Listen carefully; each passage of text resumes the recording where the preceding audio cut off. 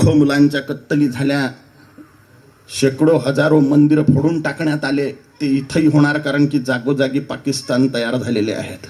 आणि तुम्ही जर धर्म वाचवण्यासाठी प्रयत्न नाही केला तर तुम्ही भलेही भरपूर पैसे कमावून अमेरिकेत पळून जासाल आणि काही 70-80-100 वर्ष सुखात जगून मरसाल, पण नंतर 12,000 वर्ष नरकात सडसाल, याच्यात काही संशय नाही.